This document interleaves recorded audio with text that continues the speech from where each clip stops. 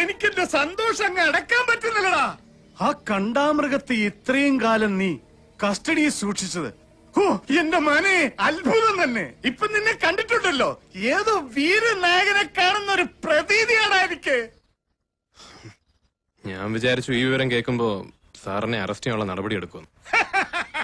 Arrest ചെയ്യേണ്ട ക്രിമിനൽസിനെ അല്ലടാ, കേരളത്തിലെ നമ്പർ 1 ക്രിമിനൽസിൽ ഒരാളായ കമ്മീഷൻ മൂന്തനെ തൂക്കിയെടുത്ത് ഇത്രയും കാലം അകത്തിട്ടതിന് നിന്നെ ഞാൻ അപ്രീഷിയേറ്റ് ചെയ്യുന്നു.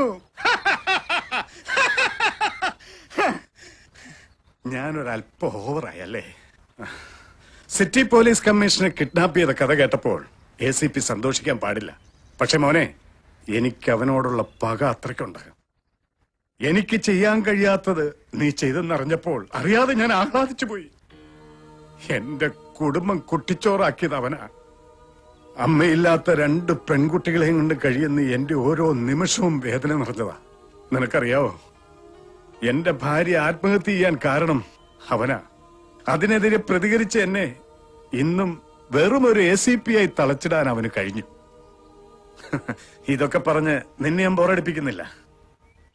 ഏതായാലും പറഞ്ഞ സാഹചര്യം വെച്ച് നോക്കുമ്പോ നീ ചെയ്ത തെറ്റാണെന്ന് ഞാൻ പറയില്ല. അനീതിക്കെതിരെ പ്രതികരിക്കുന്ന നിന്നെ പോലെയുള്ള ചെറുപ്പക്കാരെയാണടാ ഈ നാടിന് ആവശ്യം. എന്തൊക്കെ പറഞ്ഞാലും അച്ഛൻ അറിയുമ്പോ എന്നെ ന്യായീകരിക്കും തോന്നുന്നില്ല. തമാശയായിട്ട് പോലും ഒരു കള്ളം പറഞ്ഞ സഹിക്കാത്ത ആളാ അച്ഛൻ. ധർമ്മം ജയിക്കാൻ വേണ്ടി കൊച്ചു കൊച്ചു അധർമ്മങ്ങളൊക്കെ ആകാമെന്ന് ഭഗവാൻ ശ്രീകൃഷ്ണൻ ഭഗവത്ഗീതയിൽ പറഞ്ഞിട്ടില്ലേ? തൽക്കാലം ഈ കാര്യം നിന്റെ അച്ഛൻ അറിയണ്ട. പിന്നെ നിന്റെ കൈകൊണ്ട് തന്നെ ശക്തമായ ഇങ്ങനെ ഒരു തിരിച്ചടി കിട്ടാൻ എന്തുകൊണ്ടും യോഗ്യനാണടാ മാമ്പള്ളിക്കാർ. നിന്റെ അച്ഛനോട് ചെയ്ത ദ്രോഹം മാത്രമല്ല, നിന്റെ പെങ്ങളുടെ ഭർത്താവിന്റെ നെഞ്ചത്തോടെ സ്പിരിറ്റ് ലോറി ഓടിച്ചു പോയ തെളിവില്ലാത്തൊരു കേസുണ്ടല്ലോ, അതിലെ പ്രതികളും ഇവന്മാര് തന്നെയാണ്. സാറിന് അതിനുള്ള തെളിവുണ്ടോ? ഇല്ല, പക്ഷേ തെളിവുകൾ കണ്ടെത്താനുള്ള ചില റൂട്ട് അറിയാം. We can try.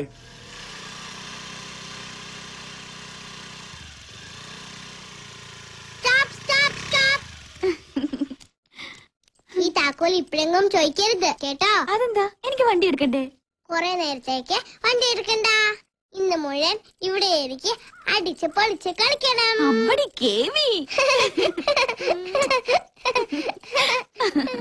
അല്ല, ഇന്ന് ചിന്നക്കുട്ടിയും കൂടെ പോന്നോ? കൊറേ നാളായി എന്റെ മോളെ കണ്ടിട്ട്. മാം നെസ്സയായി പിന്നെ ഭയങ്കര തിരക്കാ. ഞാനും കേട്ടു. ഇപ്പൊ ചിന്നുകുട്ടിയാ കേസൊക്കെ എടുക്കുന്നെന്നാ നാട്ടുകാര് പറയുന്നേ. കളിയാക്കൊന്നും വേണ്ട. ഇപ്പൊ ഞാൻ വന്നത് വേറൊരു കാര്യത്തിനാ. അതെന്താണാവോ? മാമന്റെ കല്യാണാലോചനക്ക്. അച്ഛാ, സഞ്ജുവിന്റെ അച്ഛൻ പറഞ്ഞു ജാതകപ്പെടുത്തം നോക്കി വേഗം സമയം കുറിക്കണമെന്ന്. എന്നെയും വിളിച്ചിരുന്നു. മകൻ സബ് ഇൻസ്പെക്ടർ ആകുമ്പോ അയ്യപ്പൻ നായരുടെ മനസ്സ് മാറുമെന്നായിരുന്നു നിന്റെ അമ്മയുടെ പേടി. ഞാൻ പറഞ്ഞില്ലേടി, അയാള് സത്യവാൻ അയ്യപ്പൻ നായർ തന്നെ. ആരെതിർത്താലും സഞ്ജു ഇവളെ വിവാഹം കഴിക്കുമെന്ന് എനിക്ക് ഉറപ്പായിരുന്നു. ഞാൻ എതിർത്താ മാമൻ കല്യാണം കഴിക്കത്തില്ല. അതിനല്ലേ നിന്നെ ഞാൻ മടിയടിച്ചുകൊണ്ട് നടക്കുന്നത്. വാ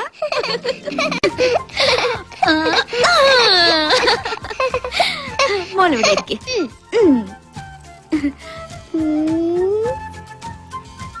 കല്യാണം ആവുമ്പോഴേക്കും വീട് മുഴുവൻ പെയിന്റ് അടിച്ച് വൃത്തിയാക്കണം കേട്ടോ. പിന്നെ നിന്റെ മാമനോട് ചോദിക്കട്ടെ പെയിന്റ് അടിക്കാൻ കാശുണ്ടോന്ന്.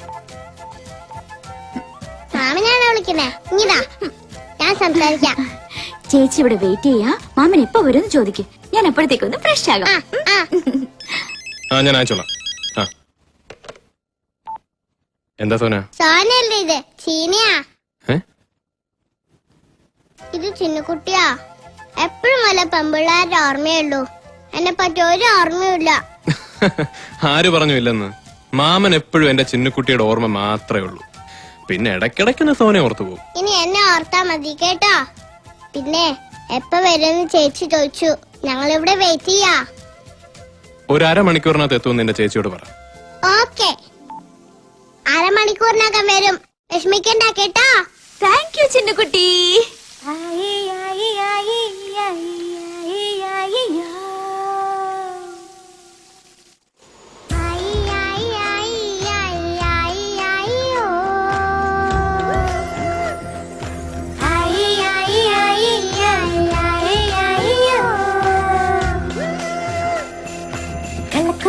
ചെല്ലക്കുറുമ്പേ കലക്കുറുമ്പേ